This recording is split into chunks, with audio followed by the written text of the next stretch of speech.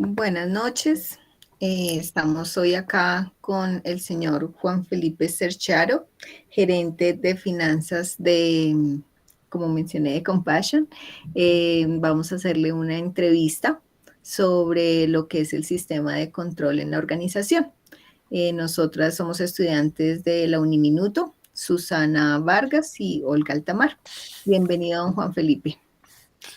Muchas gracias, Olga y Susana, por la invitación.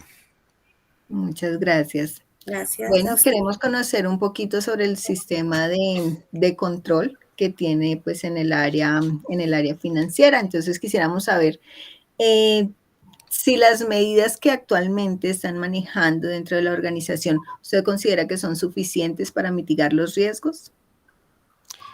Bien, sí. Digamos que en las áreas financieras, contables y financieras, generalmente, digamos, quien ejerce esas medidas de control y seguimiento es un asesor externo o un revisor fiscal. Entonces, nosotros contamos en la organización con una revisoría fiscal que hace las auditorías de procesos, de registros, de estados financieros, y ellos establecen, digamos, unos parámetros para medir los errores o los hallazgos y así clasificarlos también em, en hallazgos de riesgo bajo, hallazgos de riesgo medio o hallazgos de riesgo alto, que cuando uno tiene un hallazgo de riesgo alto, debe tomar acciones correctivas inmediatamente porque puede implicar digamos, un reporte o un registro de información por parte del revisor fiscal, eh, digamos, importante, que pudiese llamar la atención de la gerencia o de la junta directiva a la cual se reportan este tipo de hallazgos. Entonces, como tal, el sistema de control que aplica a nuestra área es una revisoría fiscal, además de las normas NIF, que son las que nos regulan en Colombia. Ellas también, las normas traen mecanismos de control. Ellas establecen cómo deben hacerse los registros contables, cómo deben cuantificarse los activos, los pasivos, establecen los posibles hallazgos o posibles errores que se pueden estar cometiendo y cómo corregirlos. Entonces, si uno está cometiendo un error en el registro de un contrato, ese contrato pudiese estar em, reflejando un pasivo que em, está, digamos, adquiriendo la- la empresa. Entonces ese contrato debe tener un registro distinto. Y la misma NIF te dice, revise sus contratos de esta manera, los que cumplan estos requisitos, usted debe registrarlos como pasivos o debe registrarlos como activos. ¿Sí? Entonces, la misma NIF te da el proceso de control y de registro de esas transacciones. Entonces, son básicamente los dos mecanismos que tenemos actualmente dentro de la empresa. Ok. Bueno, muchas gracias, don Juan Felipe. La siguiente pregunta es, ¿qué herramientas manejan dentro de su sistema de control? Mm, bueno, como mencioné, digamos, las herramientas que aplican a este tipo o digamos, en nuestra área son las auditorías, ¿sí? Es una herramienta donde, digamos, el revisor fiscal, eh, digamos, revisa exhaustivamente los procesos, los registros y los reportes, ¿cierto? Otra herramienta que se utiliza es, digamos, la medición aleatoria. También no se audita específicamente el proceso, pero se seleccionan aleatoriamente un número de transacciones y se revisan. Y de allí también salen conclusiones y salen posibles controles o riesgos a los cuales está expuesto el proceso o la organización. Em, ¿Qué otras herramientas, digamos, las, digamos, las reconciliaciones que hacemos internamente. Es otra herramienta de control. Es decir, que nosotros mismos, nuestro equipo, los contadores, reconcilian cuentas y ellos, digamos, revisan a profundidad los registros contables, si estos hacen sentido, o sea, tienen sentido los registros, si los saldos son verdaderos, son medibles, son, digamos, corresponden a la naturaleza de la cuenta, etcétera, etcétera. Estas, digamos, reconciliaciones nos permiten también em, identificar o controlar los saldos, los registros y los procesos. Entonces, digamos que básicamente tenemos esas tres herramientas. Listo. ¿Cuáles han sido esos resultados obtenidos al implementar esas estrategias de control en la organización? Bueno, los resultados son muy positivos porque este tipo de herramientas crean, eh, digamos, un ambiente de autorregulación, ¿sí? Que es importante. Es decir, el mismo personal, el mismo equipo se autorregula y, digamos, establece sus propios controles. Eso da, digamos, mucha tranquilidad, da autonomía al equipo para operar, y da, digamos, garantía de que los registros y los procesos son adecuados. De manera que cuando llegan asesores externos o revisores externos, encuentran, digamos, un buen proceso, un buen registro, un buen cálculo, encuentran los balances, digamos, los saldos adecuados, los balances organizados, y esto, digamos, em, digamos, redunda en unos buenos reportes o, digamos, informes de revisoría fiscal de cierre de año sin salvedades o positivos. Entonces, en organizaciones que son pequeñas o medianas, debe hacerse así, digamos, contratar una firma que te haga ese, digamos, ese trabajo de control interno, externo, puede ser costoso. Entonces, digamos, las grandes corporaciones, conglomerados financieros, o del sector real, generalmente sí tienen un área de control interno, digamos, en empresas donde hay 2.000, 3.000 empleados, son empresas grandes, digamos que son muchos procesos, son muchas transacciones, muchos contratos, mucho personal. Entonces, el presupuesto es importante. Entonces, claro, se necesita un área de control interno establecida que, digamos, vigile la contratación, la ejecución presupuestal, que vigile la contratación de personal, que vigile los registros contables, que vigile el tema de política corporativa, que vigile la toma de decisiones, que vigile los comités, en fin, ¿cierto? Pero en empresas pequeñas o medianas, digamos, nuestra empresa tiene 80 empleados, em, pues no da el tamaño para tener un área de control interno específica que, digamos, revise todos esos procesos que acabo de mencionar. Entonces lo que se opta es por la autorregulación Ujú. o la autoimplementación de las mejores prácticas, de los mejores, em, sí, de las mejores normas, prácticas contables, financieras, contractuales, de toma de decisiones, prácticas corporativas, para que haya un ambiente de transparencia, de claridad, de buena toma de decisiones y esto pues garantice el buen funcionamiento y, digamos, garantice el cumplimiento de los objetivos dentro de la misma organización. Ok. Perfecto, gracias. Bueno, como con relación a lo mismo, ¿cómo se realiza el control de desempeño a esos colaboradores? Entonces, como te digo, hay indicadores, se utilizan indicadores. Entonces hay indicadores, por ejemplo, las revisorías fiscales generalmente usan un informe donde clasifican los hallazgos, como les mencioné, hallazgo de riesgo alto, de riesgo medio, riesgo bajo. Y eso se puede tabular y se puede graficar y se puede, digamos, cuantificar. Se usan ese tipo de indicadores. También se usan indicadores de cumplimiento. Por ejemplo, un indicador de cumplimiento del área financiera.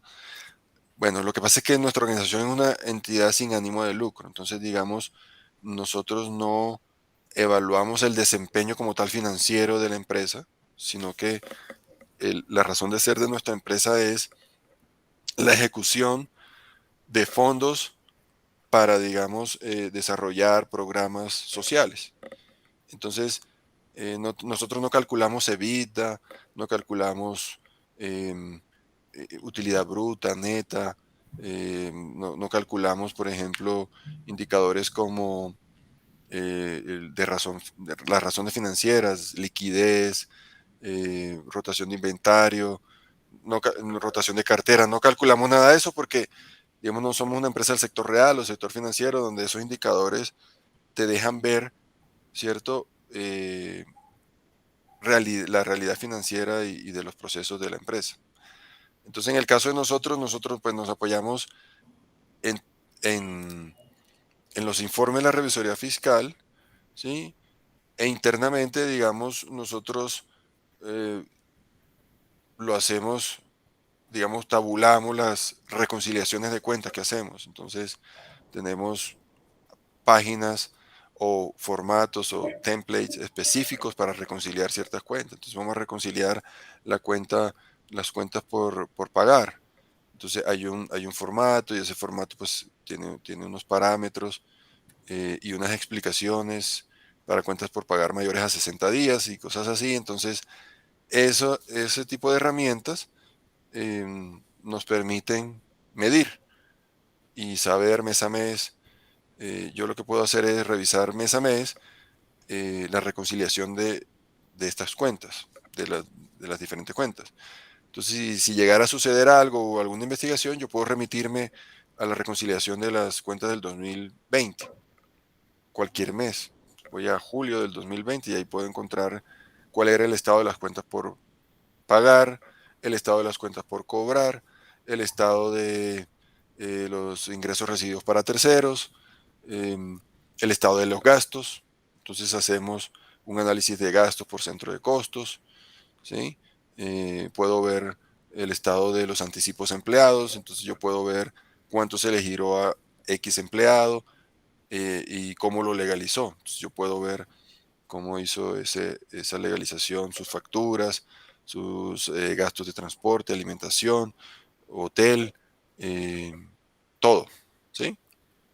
Entonces, de esa manera, pues se puede medir o establecer, digamos, medir los mismos controles que nosotros establecemos o que las normas establecen, ¿sí? Porque como repito, mucho de lo que hacemos contablemente y financieramente ya está regulado, ya está establecido por las NIF, por la DIAN, por la Superintendencia Financiera, em, digamos, por la Hacienda Distrital, ¿sí?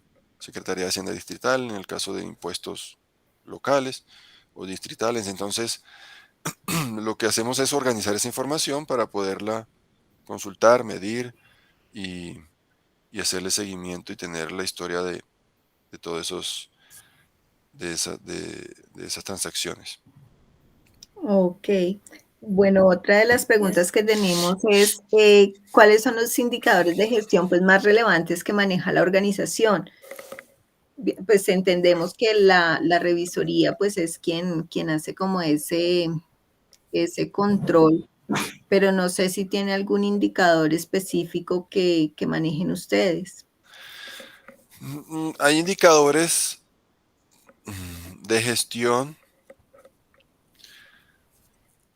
Bueno, dentro del área financiera, digamos, la organización como tal tiene muchos indicadores. Por ejemplo, nosotros tenemos indicadores de eh, cómo funciona nuestro negocio. Nosotros, eh, digamos, levantamos fondos a través de patrocinadores, de personas naturales o personas jurídicas en el exterior que quieren apadrinar a niños en situación de vulnerabilidad, de pobreza extrema, en situación de necesidad en Colombia, ¿sí? Entonces, por ejemplo, esos indicadores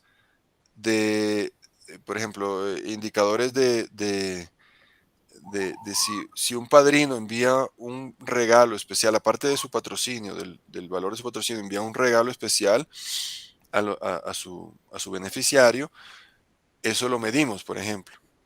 Para los padrinos es muy, o sea, para nosotros como organización es muy importante dejarle saber al padrino que el regalo que mandó a su beneficiario ya fue recibido, ¿cierto?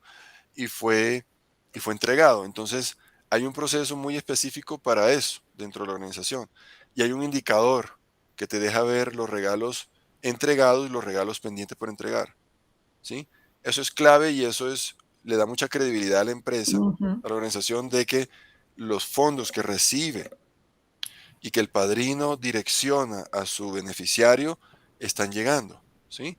Entonces, ese indicador es un indicador de gestión. Por ejemplo, el indicador de regalos, la entrega de regalos. Debe tener otro nombre, pero como no trabajo en esa área, no lo conozco, pero debe tener un nombre específico o digamos más técnico, pero ese indicador mide eso, ¿sí? Ok. Por ejemplo, hay regalos que pues, se pueden tardar 1 mes, 2 meses, 3 meses, se perdieron en el camino, son regalos, digamos, no son regalos, no es que el padrino manda un juguete del exterior, no, manda dinero, llega a la organización y la organización determina en la mejor forma en que debe entregarse. Por ejemplo, si son niños de muy escasos recursos, de estratos sociales muy marginales, necesitan zapatos, necesitan un morral para el colegio, necesitan útiles escolares, necesitan ropa, ¿sí? Necesitan, em, em, digamos, una cama, una cuna. Entonces, el regalo se determina aquí en Colombia, ¿sí? Pero, eh, digamos, hay un indicador de como si el padrino hubiese enviado esa cama, ese zapato, ese morral, esos útiles escolares, todas esas cosas. Entonces, porque obviamente, pues, una persona que está en Australia, que vive muy bien, tiene todo resuelto en su vida, ¿sí? Em, digamos, Puede no ayudar. entiende, no entiende la necesidad que tiene un niño que vive en, en Chocó, en apartado, ¿sí? En una casa hecha de madera, ¿cierto? Prefabricada, que en unas condiciones bastante, con muchas limitaciones. Entonces, él manda la plata y nosotros nos encargamos de hacer que esos recursos Distribuidos. se materialicen Ujú. correctamente, ¿sí? Entonces, ese es un indicador de gestión. Por ejemplo, otro indicador, me estoy acordando ahora, uno importante en finanzas, por ejemplo. Nosotros usamos mucho, es un indicador, el, ay, se me olvida el nombre, pero creo que es el expense ratio, creo que se llama. Por cada dólar que se dona, ¿sí? Por cada dólar que se dona, nosotros enviamos al niño 80 centavos de dólar y la organización opera con 20 centavos. Se llama el 80-20. Mm. Eso es una medición que se hace para, eh, digamos, garantizar también al patrocinador, al donante, ya sea una persona natural o una persona jurídica, que la gran mayoría, el 80% de lo que él está donando, va a llegar al niño, Ujú. va a llegar a la familia, Súper. a la más necesidad. Entonces, todas las organizaciones, las ONG, las organizaciones que trabajamos en esto, ¿sí? World Vision, Compassion, la UNICEF, ¿sí? Que hacemos, digamos, una labor similar, medimos esto, porque queremos ser muy eficientes Claro. en el uso de los recursos. Entonces, un patrocinador no quiere de $1 que dona, 50% llega al niño y 50% se gaste en burocracia y en cargos y en costos fijos y administrativos, ¿cierto? Entonces nosotros, Compassion, por ejemplo, da esa garantía de que cada dólar que usted dona, el 80% llega al niño y el 20% va al área administrativa o a los Mm. costos fijos, o sea, la operación de la organización, ¿sí? Hay otras Ok. organizaciones que es 70-30, hay otras organizaciones que es 50-50, ¿sí? Entonces, nosotros nos tratamos de mantener en el 80-20.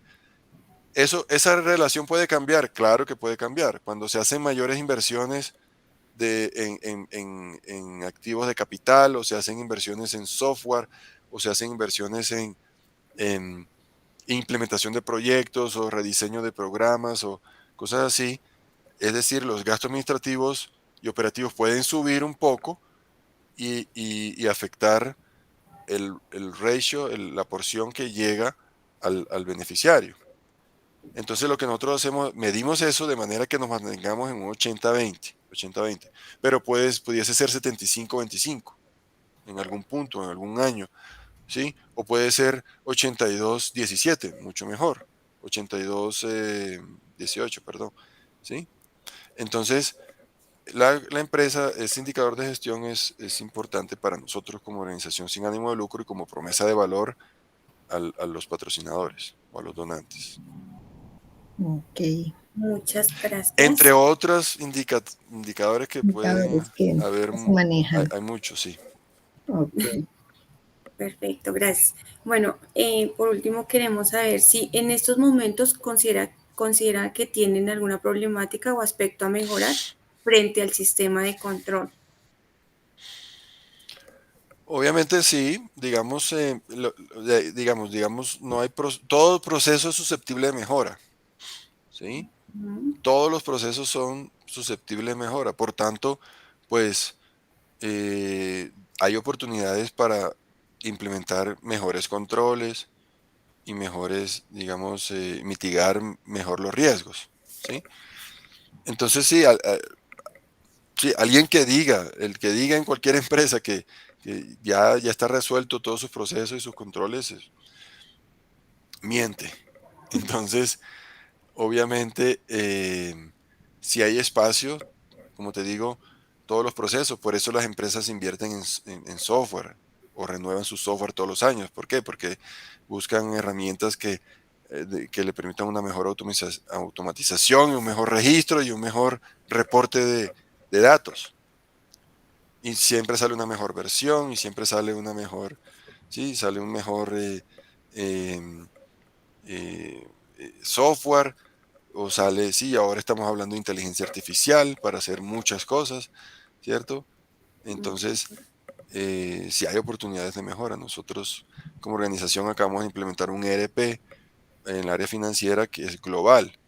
Entonces mis registros están en línea y están en tiempo real y pueden ser consultados por la casa matriz en los Estados Unidos en tiempo real y pueden ser consultados, eh, digamos, por un compañero, por otro gerente en Uganda, en Ghana, en África o en Bangladesh, en Asia, eh, o en México, en Latinoamérica, ¿sí?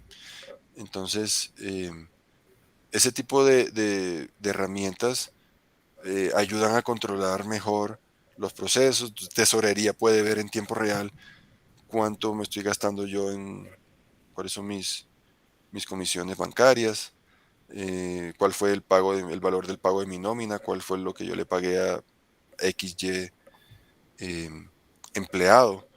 Pueden ver las bonificaciones, pueden ver los retiros, las indemnizaciones en tiempo real. Entonces, digamos, ese tipo de herramientas eh, han dado lugar a mejorar los procesos globales. Nosotros somos una organización pues que estamos en 25 países en el mundo, ¿sí? Y levantamos fondos o recursos en otros 10 países alrededor del mundo. Entonces, eh, hay oportunidades siempre de mejora en los procesos y por eso tenemos implementaciones tecnológicas, digamos, también se crean nuevos equipos de trabajo, ¿sí? Para mitigar eso o para ejercer mejores controles. Se crean nuevos cargos, se crean nuevas oficinas em, y como te digo, pues nuevos procesos y- y todo eso pues ayuda y apoya al mejoramiento de los procesos. Listo. Don Juan Felipe, muchísimas gracias por ayudarnos con esta entrevista y también pues enriquecer nuestro aprendizaje. Muy, muy, muy amable. Gracias por el tiempo dedicado. Con mucho gusto, Olga, Susana, pues les mando un saludo y Muchas espero gracias. saber de ustedes pronto. Muchas Muchísimas gracias por gracias. toda la información y pues por habernos acompañado. Y como dice la compañera, pues toda la información nos contribuye a nuestro proceso de aprendizaje y muchísimas gracias. Bueno, que tengan una feliz noche. Nos vemos en una Gracias próxima Está muy bien. igualmente. oportunidad. Hasta luego. Hasta luego. Gracias. Listo.